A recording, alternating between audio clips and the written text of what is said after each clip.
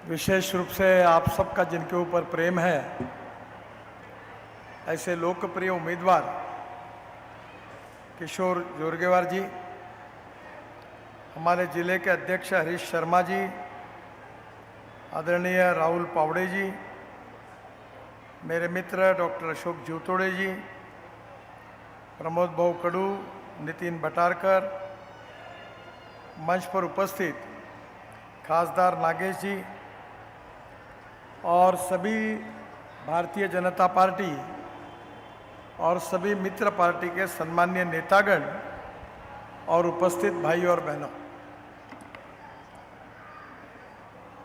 20 तारीख को होने वाला चुनाव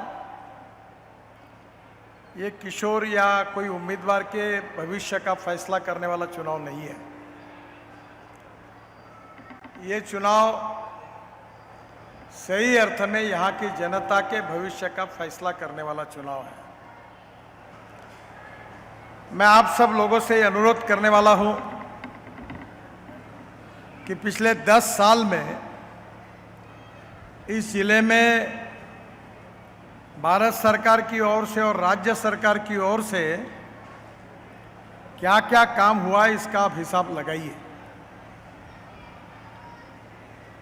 1947 में हमारे देश को स्वाधीनता मिली और करीब 60 साल कांग्रेस पार्टी को शासन करने का अवसर मिला। जब बैलजोड़ी थी, लोगों ने बैलजोड़ी को चुन के दिया। फिर गाय बछड़ा आया, गाय बछड़े को चुन कर दिया। फिर पंजा आया, पंजे पे लोगों ने वोट दिए। कांग्रेस ने कभी 20 कलमी, 40 कलमी, 5 कलमी, 8 कलमी कार्यक्रमों की घोषणा की। गरीबी हटाओ का नारा दिया, पर किसानों की गरीबी नहीं हटी, मजदूरों की गरीबी नहीं हटी, कोई गांव के हमारे झुकी झोपड़ी में रहने वाले गरीब लोगों की गरीबी नहीं हटी। केवल गरीबी अगर दूर हुई तो कांग्रेस पार्टी के नेताओं की, चेले चपाटों की और चमचों की गरीबी जरूर दूर हुई। किसी को मेडिकल कॉलेज मिला, किसी को इंजीनियरिंग कॉलेज मिला, किसी को डीएड बीएड कॉलेज मिला और कहीं प्राथमिक स्कूल मिली। और टीचर का आधा पगार तुम लो, आधा हम लेंगे, ऐसी रोजगार हमी पूरे महाराष्ट्र में सब जगह चल रही थी। जो जो नीतियां कांग्रेस पार्टी ने अपनाई थी, उसके कारण देश का सत्यानाश हुआ। ये मजदूर क्षेत्र है। आप समझ सकते हैं कि मैं आज भारत सरकार के ऐसे कमेटी का अध्यक्ष हूं कि ये अनेक सीमेंट कंपनियां हैं, इंडियन एयरलाइंस, एयर इंडिया है, गोल्ड की माइन है, अनेक जगह पर घाटा भरा हुआ है। मुझे इस बात का दुख है, कांग्रेस पार्टी में के कार्यकाल में कर्नाटक में गोल्ड माइन शुरू हुई, वो भी घाटे में गई। होटल शुरू किए, दिवाला पीट चुके हैं। माइन शुरू किया, नुकसान हुआ। एयर इंडिया शुरू हुआ, 70,000 करोड़ का घाटा आया। सरकार की प्रतिमा ऐसे विषकन्या जैसे बनी कि जहां हाथ लगाया वहां सत्यानाश हो गया। पंडित जवाहरलाल नेहरू देश के प्रधानमंत्री थे और रशिया के विचारधारा का उनके ऊपर प्रभाव था। और आज इस 60 साल में जो जो कांग्रेस ने नीतियां अपनाई, उसके तरह पूरे देश में असफलता मिली। जब 10 साल में मोदी जी के नेतृत्व में हमारी सरकार आई तो हमने पब्लिक प्राइवेट इन्वेस्टमेंट को बढ़ावा दिया और आज देश की तस्वीर बदल चुकी है। केवल नेशनल हाईवे में मैं चंद्रपुर जिले में 10,000 करोड़ रुपए के काम कर चुका हूं। 10,000 करोड़ की। किशोर, मेरे पास चंद्रपुर से शहर के अंदर से जाने वाले फ्लाईओवर की बार बार मांग करता है। मैं आपको बताऊंगा, इलेक्शन होने के बाद मैं इस फ्लाईओवर को मंजूरी दूंगा, ये आपको विश्वास देना चाहता हूं। हमारे देश में अगर इंफ्रास्ट्रक्चर अच्छा डेवलप हुआ तो उद्योग और व्यापार बढ़ने वाला है। इंफ्रास्ट्रक्चर यानी क्या है? Water, power, transport and communication. ये चार बातें जहां होगी वहां उद्योग और व्यापार बढ़ता है, और ये चार बातें जहां होगी वहां कृषि क्षेत्र का भी विकास होता है। कृषि क्षेत्र के लिए पानी चाहिए, बिजली चाहिए, और विशेष रूप से अच्छा सीड चाहिए, नर्सरी अच्छी खोलकर प्लांट चाहिए, कृषि माल पर प्रक्रिया करने वाले उद्योग चाहिए। आज हमारे देश में बड़े प्रमाण पर आबादी शहर की ओर जा रही है। एक समय 90% लोग गांव में रहते थे, पर आज बड़े प्रमाण पर शहर की तरफ जा रहे। ये माइग्रेशन का सही प्रमुख कारण यह है कि कांग्रेस पार्टी ने 60 साल में गांवों की तरफ ध्यान ही नहीं दिया। गांव में पीने के लिए पानी नहीं था, गांव में जाने के लिए रोड नहीं थे, गांव के किसानों को फसल के सही दाम नहीं थे, गांव में अच्छे अस्पताल नहीं थे, गांव में अच्छी स्कूल नहीं थी। स्कूल की बिल्डिंग है तो टीचर नहीं, टीचर है तो बिल्डिंग नहीं, दोनों है तो विद्यार्थी नहीं, और तीनों है तो पढ़ाई नहीं।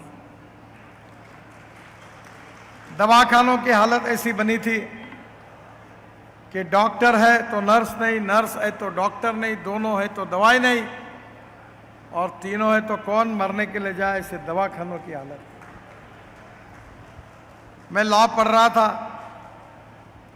मुझे कहा कि तुम्हारे खेती पर डेयरी शुरू करो। मैंने 4 गाय और 2 भैंसें ली और दूध का धंधा शुरू किया। पहले इसमें तो दूध मिल गया, पर जब गाय खाली हुई तब गांव में ऐसी स्थिति थी, अब गाय गर्म होती थी तो सांड ढीला पड़ जाता था, और जब गाय गर्म होती थी तो गांव का डॉक्टर गायब हो जाता था। आखिर में ऐसी स्थिति आई कि डेयरी डूब गई, मैंने जानवरों को बेच दिया। यानी कहीं गांवों की तरफ ध्यान ही नहीं दिया। गांवों में ऐसी हालत थी कि बिजली के पंप थे तो दिन भर जब किसान अपने खेत को पानी देना चाहता था तब बिजली बंद थी, और रात को सोने का टाइम जब आता था तो बिजली आ जाती थी। तो मैंने एक बार विधानसभा में उस समय के मुख्यमंत्री विलासराव को कहा था, तुम भी खूप मुख्यमंत्री हो, जेवढे उजेडात कामं करायचे असतात तेव्हा लाईट, आणि जेव्हा अंधारातले कामं जोरात सुरू होतात तेव्हा तुमचा ट्रांसफॉर्मर जोरात लाईट लावते। यानी पूरे कांग्रेस ने देश का सत्यानाश किया, और इसलिए जो 60 साल में नहीं हुआ वो 10 साल में महाराष्ट्र में, विदर्भ में, देश में और चंद्रपुर जिले में हमारी सरकार ने करके दिखाया। महाराष्ट्र के 80% फॉरेस्ट विदर्भ में है, महाराष्ट्र की 75% खनिज संपत्ति विदर्भ में है, और इसलिए खनिज संपत्ति पर आधारित उद्योगों का निर्माण होना चाहिए। इसके लिए हमने भरसक कोशिश की। मुझे बहुत खुशी है कि अब चंद्रपुर जिले में एक नया प्रोजेक्ट कोल इंडिया की तरफ से उसके कार्य का शुभारंभ हुआ है कि हमारे देश में 1.5 लाख करोड़ रुपए हम यूरिया को इंपोर्ट करने के लिए लाते हैं। अब कोल गैसिफिकेशन से यूरिया बनेगा, मिथेनॉल बनेगा, मिथेनॉल डीजल के बजाय ट्रक में, मशीनरी में यूज होगा, और अमोनियम नाइट्रेट जो बारूद है जो हमको माइनिंग में लगती है वो बनेगी, और एक डीएमई करके गैस बनेगा जो एलपीजी में डालकर हमारा एलपीजी के गैस का सिलेंडर 40% सस्ता होगा और कम से कम चंद्रपुर जिले में 25,000 युवाओं के हाथों को काम मिलेगा। ये योजना अब तैयार हो गई है। मैं किशोर को विशेष रूप से धन्यवाद दूंगा कि कोविड के समय मैंने चंद्रपुर के सरकारी अस्पताल के लिए ऑक्सीजन प्लांट दिया और मैंने कहा कि किसी की जान नहीं जानी चाहिए। जब परिस्थिति गंभीर थी, ऑक्सीजन नहीं मिल रहा था, तो नागपुर एयरपोर्ट से हवाई जहाज में ट्रक डालकर वो ट्रक रायपुर में, विशाखापट्टनम में, भुवनेश्वर में हमने भेजे और ऑक्सीजन भर के लाया और विदर्भ के सभी जिलों में ऑक्सीजन पुराने का काम किया और लोगों की जान बचाने का काम किया। मुझे बहुत खुशी है कि उन्होंने गरीब लोगों के लिए एक भोजन की अच्छी व्यवस्था करके दी। मुझे बहुत टनल मैंने बनाई, रोड बनाए, ब्रिजेस बनाए, हाईवे बनाए। और मुझे अभी 8-10 दिन पहले बीबीसी में मेरा इंटरव्यू था, तो उन्होंने मुझे पूछा कि आपके जीवन में आपने सबसे अच्छा काम कौन सा किया है। तो मैंने बताया कि मैं जब मंत्री बना तो इस देश में 1.5 करोड़ लोग आदमी आदमी को खींचने का, आदमी को धोने का काम करते थे। साइकिल रिक्शा या कंधे पे रिक्शा लेकर चलते थे। मैंने देश में मैकेनाइज्ड ड्रिवन ई रिक्शा लाई, ई कार्ट लाई। अब 1 क्विंटल का बोरा कोई पीठ पर नहीं रखता और आज ऐसी स्थिति है कि 1.5 करोड़ लोग जिनका मानवीय शोषण हो रहा था, जिसमें से 70% लोग मुस्लिम और दलित समाज के थे, उनको एक नई स्वाधीनता प्राप्त हुई और ये प्रथा देश में पूरी तरह से बंद हो गई और ये 1.5 करोड़ लोगों को नया जीवन मिला। ये देश बदलना चाहिए। भारतीय जनता पार्टी ने अपने सामने जो सिद्धांत रखे हैं कि राष्ट्रवाद, ये राष्ट्र हमारी मातृभूमि है, ये राष्ट्र हमारे लिए सर्वोपरि है। तो राष्ट्रवाद हमारा आत्मा है और राष्ट्र को सुखी, समृद्ध और संपन्न बनाना है तो हमें निश्चित रूप से गुड गवर्नेंस एंड डेवलपमेंट, सुशासन और विकास, ये हमारा उद्दिष्ट है। और पंडित दीनदयाल उपाध्याय जी ने जो हमें अंत्योदय का विचार दिया है कि जो समाज में आखिरी पायदान पर खड़ा है, जो सामाजिक, आर्थिक, शैक्षणिक दृष्टि से पिछड़ा हुआ है, जिसके पास खाने के लिए रोटी नहीं है, शरीर पर कपड़ा नहीं है, रहने के लिए घर नहीं है, उस दरिद्र नारायण को हम भगवान माने और उसकी हम निरंतर सेवा करते रहे। और जिस दिन उस व्यक्ति को रोटी, कपड़ा और मकान मिलेगा, उसी दिन हमारा कार्य पूरा होगा, ऐसा हम समझेंगे। ये पंडित दीनदयाल उपाध्याय जी का सामाजिक आर्थिक चिंतन, अंत्योदय, हमारे जीवन का मिशन है। केवल राज बदलना ये मकसद नहीं है, समाज बदलना ये मकसद है। और इसलिए बहनों और भाइयों, इस समाज का जातिवाद, छुआछूत, अस्पृश्यता समूल नष्ट करने का हमने संकल्प किया है। पिछले चुनाव में कांग्रेस पार्टी के नेताओं ने जहरीला और झूठा प्रचार किया। उन्होंने आपको कहा कि यह भारतीय जनता पार्टी चुनकर आएगी तो बाबा साहब का संविधान बदल देगी। हम न बाबा साहब का संविधान बदलने वाले हैं, न बदलेंगे, न किसी को बदलने देंगे। ये बात हमने तय की है।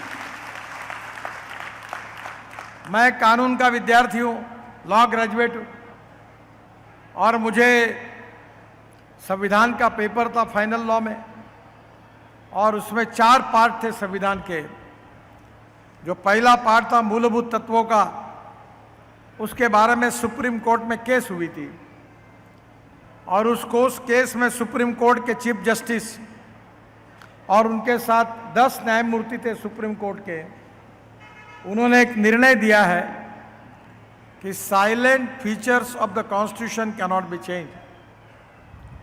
घटना जो बनी है उसके मूलभूत तत्व बदल नहीं सकते। ये मूलभूत तत्व क्या है?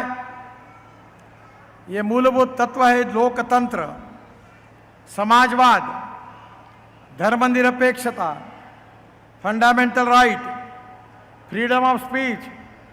कोई भी प्रधानमंत्री बने, किसी भी पार्टी की सरकार आए, पर संविधान के मूलभूत तत्व जो बाबा साहब ने दिए हैं वो कोई बदल नहीं सकता, किसी की बदलने की ताकत नहीं, और हमारे कानून में वो परमिशन भी नहीं है। जो 3 पार्ट है वो पार्लियामेंट में 2/3 मेजोरिटी से बदल सकते हैं, एक्ट के रूप में है। पर इसी संविधान को 1975 में जब इमरजेंसी लगी, उसके बाद में इलाहाबाद हाई कोर्ट में इंदिरा जी चुनाव की केस हार गई, तब यही कांग्रेस पार्टी ने संविधान की धज्जियां उड़ाई, संविधान को तोड़ मरोड़ कर रखा और तोड़ मरोड़ कर रखकर बाबा साहब का अपमान किया। वही कांग्रेस पार्टी के नेता संविधान को हाथ में लेकर लोगों को गुमराह करने की कोशिश कर रहे हैं। बाद में 77 में जब जनता पार्टी आई तो हमने उस संविधान को सुधारा और जो दुरुस्तियां की थी उसको रद्द की। ये काम जनता पार्टी ने किया। जिस पार्टी ने संविधान को तोड़ मरोड़ कर रख दिया, जिस पार्टी ने संविधान की धज्जियां उड़ाई, वही पार्टी वाले आज संविधान की बात करके लोगों को गुमराह करने की कोशिश कर रहे हैं। मुस्लिम समाज को बताते हैं कि ये भाजपा वाले बड़े खतरनाक है, ये चुन कर आएंगे तो आपको कटवा देंगे, पाकिस्तान भिजवा देंगे, और सुरक्षित रहना तो पंजे पर मोहर लगाओ। बहनों और भाइयों, हमारी 67 योजनाएं भारत सरकार की है। उज्ज्वला योजना में 9.5 करोड़ लोगों को गैस का सिलेंडर और सिगड़ी हमने देने का काम किया। आयुष्य योजना में गरीबों को मदद की। महाराष्ट्र सरकार ने लाडली बहन योजना लाई। क्या कोई योजना में ऐसा लिखा है कि दलित और मुसलमान इसमें अर्जा न करें? ऐसा लिखा है कहीं? कहीं नहीं लिखा है। जो योजना बनी है सबका फायदा हिंदुओं को, मुसलमानों को, बौद्ध, शेड्यूल कास्ट, आदिवासी सबको मिल रहा है। हमने कभी भेदभाव नहीं किया। हमने जात, पंथ, धर्म, भाषा के आधार पर किसी को डिस्क्रिमिनेट नहीं किया। सबका साथ, सबका विकास, सबका प्रयास और सबका विश्वास, ये सूत्र लेकर काम किया। और इस समाज में हम मानवता के आधार पर सामाजिक समता और आर्थिक समता को प्रस्थापित करना चाहते हैं। हम अपने व्यक्तिगत जीवन में जातीयवाद और सांप्रदायिकता का कभी आचरण नहीं करते। मैं भी आपके आशीर्वाद से लोकसभा में चुनकर आया हूं। मैंने लोगों को कहा कि नागपुर की जनता मेरी है और मैं जनता का हूं, पूरी जनता मेरा परिवार है, वो सब एक ही है। और इसलिए जात, पंथ, धर्म, भाषा के आधार पर राजनीति हमने कभी नहीं की। क्या हम बाबा साहेब अम्बेडकर जी की जात पूछते हैं? छत्रपति शिवाजी महाराज की जात पूछते हैं? महात्मा ज्योतिबा फुले की जात पूछते हैं? राजर्षि शाहू महाराज की जात पूछते हैं? क्या हमारे अनेक संत हुए, ज्ञानेश्वर महाराज, तुकाराम महाराज, तुकडोजी महाराज, गजानन महाराज, इन सब संतों के बारे में कभी हम उनकी जात पूछते हैं? नहीं पूछते हैं। क्योंकि हमारा संस्कार ये है कि कोई भी व्यक्ति जात से नहीं, उसके कार्यों से और उसके गुणों से बड़ा होता है।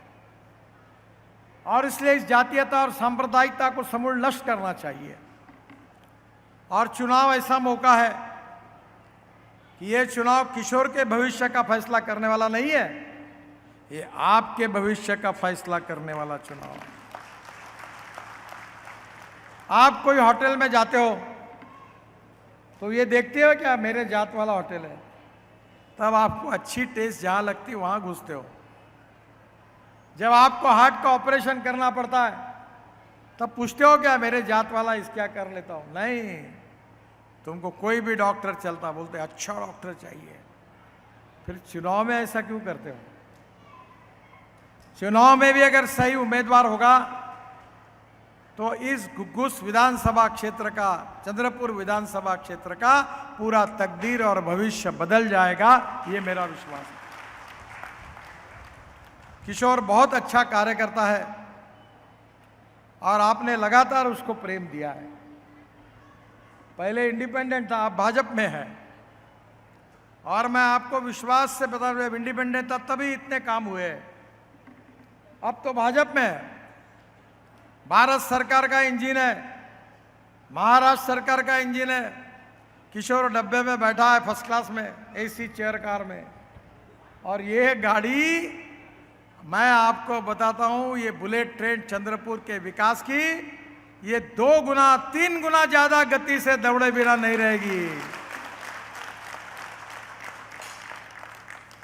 100 बीमारी का एक ही इलाज है, कमल के बटन दबाइए और किशोर को चुनकर लाइए। कोई चिंता मत करिए, उसके गारंटर हम हैं।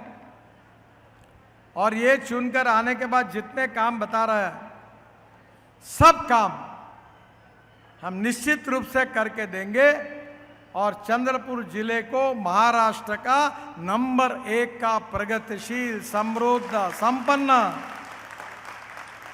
जिला बनाएंगे, ये मेरा विश्वास है। और इसलिए मुझे कोई संशय नहीं है कि यहां निश्चित रूप से रिकॉर्ड ब्रेक मार्जिन से किशोर चुनाव जीतने वाला है, निश्चित रूप से जीतने वाला है। और मैं आपसे यही प्रार्थना करने के लिए आया हूं, तो जीतने तो वाला ही है, पर आप ऐसा लीड दीजिए कि महाराष्ट्र में रिकॉर्ड ब्रेक करके नंबर 1 पर पहुंचाइए। बाकी सब उम्मीदवारों का डिपॉजिट जब्त करके किशोर को जिताइए, ये कहने के लिए मैं आपके पास आया हूं। मुझे और 4 सभाएं नागपुर में 6 बजे से है और इसलिए समय की कमी है। मैं आप सबको बहुत बहुत धन्यवाद देता हूं, आपके आभार मानता हूं। और मेरे साथ जोर से कहिए, भारत माता की, भारत माता की, भारत माता की। धन्यवाद, नमस्कार। एबीपी माझा, उघडा डोळे बघा नीट।